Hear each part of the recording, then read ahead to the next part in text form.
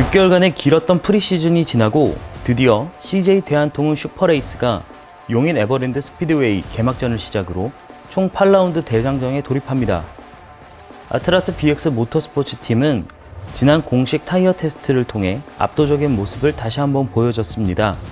사실 저는 그 기세를 이어 개막전 포디엄 싹쓸이를 내심 기대하고 있었어요.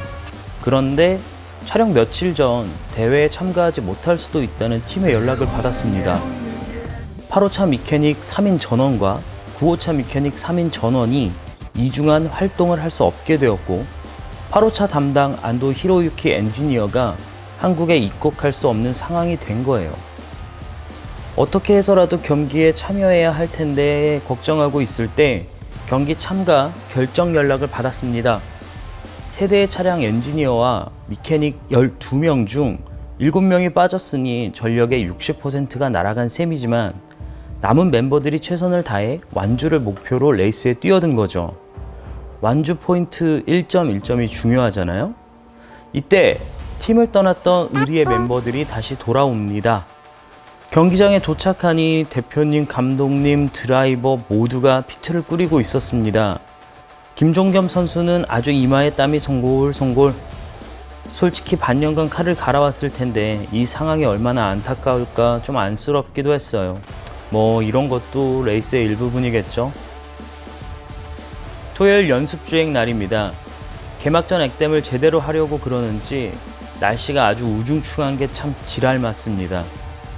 이런 게 가장 애매해요. 처음부터 비가 내려서 웨타이어를 제대로 세팅을 하는 게 차라리 나은 상황이죠. 비가 올 것 같은데 안 오니까 노면 상태에 맞춰서 처음은 드라이 타이어로 연습주행을 시작합니다. 급하게 멤버들이 포지션을 이동해서 준비한 차량으로 첫 주행을 나섰기 때문에 더욱 긴장되는 것은 어쩔 수 없습니다. 그만큼 돌발 상황에 대응도 느려질 수밖에 없습니다.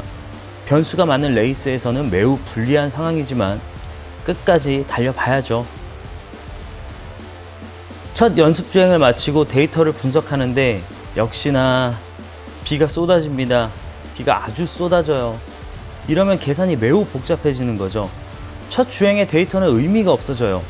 다음 비 오는 상황에서 주행을 하면 세팅 값을 찾아야 합니다. 웻 타이어로 교체 후 세팅을 다시 손봅니다. 엔지니어들이 더욱 바쁘게 컴퓨터를 만지는 것 같은 건 제 기분 탓만은 아니겠죠. 빗속에서 두 번째 연습 주행을 진행했습니다. 급변하는 상황과 부족한 인력, 역시 대처가 쉽지 않습니다. 기록이 생각보다 많이 좋지 않아요. 연습 주행은 총 3번을 하게 되는데 노면 컨디션이 비슷해야 데이터를 축적하면서 최상의 세팅을 잡을 수가 있거든요. 그런데 지금은 드라이에서 웻으로 바뀌고 설상가상 또 비가 멈췄단 말입니다. 일단 긴급 회의를 하고 최대한 할 수 있는 건 다 해봐야죠. 간혹 주변에서 항상 상위권을 유지하는 팀이라서 편하게 촬영할 거라고 하시는데 촬영을 시작한 후로 쉽게 레이스했던 적이 한 번도 없는 것 같아요. 차라리 두바이 때가 마음의 부담은 없었던 것 같네요.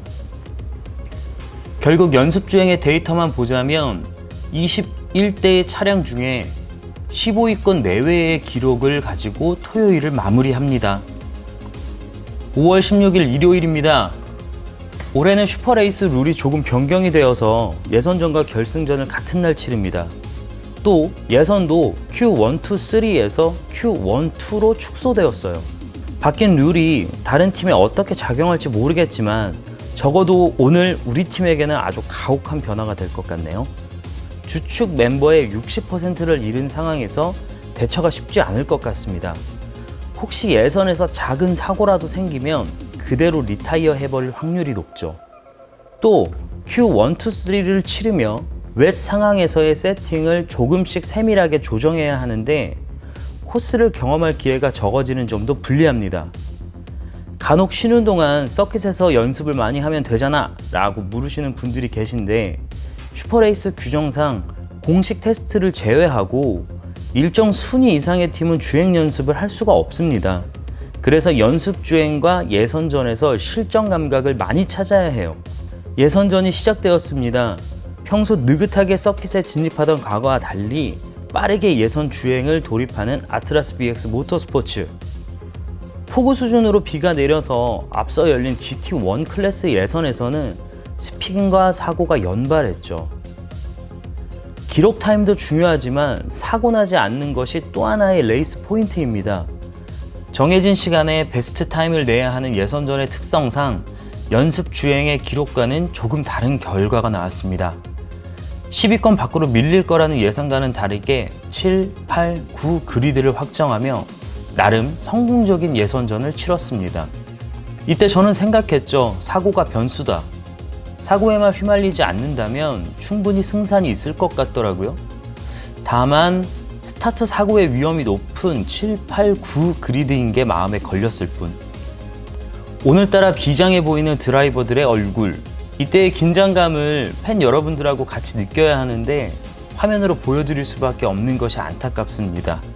아무튼 경기 시작 전에 아드레날린이 엄청 쏟아집니다. 뭐 드라이버들은 더 하겠지만요. 결승전 결과는 이미 알고 계시죠? 모르시는 분들은 상단의 ABX 튜브 하이라이트 영상을 확인해 주세요.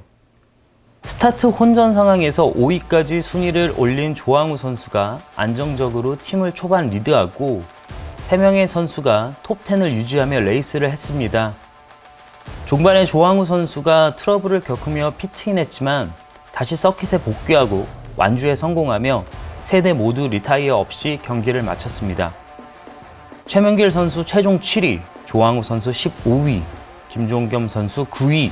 어려운 상황에서 얻은 기대 이상의 성적, 무엇보다 폭우 속 레이스에서도 한 대의 차량도 리타이어하지 않고 경기를 마쳤다는 게 최고의 수확이겠죠. 전력의 60%를 잃고 폭우 속 경기라는 특히 길었던 레이스를 마무리하며 다음 2라운드를 기약합니다. 2라운드에서는 모든 전력을 회복하고 압도하는 모습을 보여드리도록 준비하겠습니다. CJ 대한통운 슈퍼레이스 2라운드 인제 나이트 레이스에서 뵙겠습니다. 감사합니다.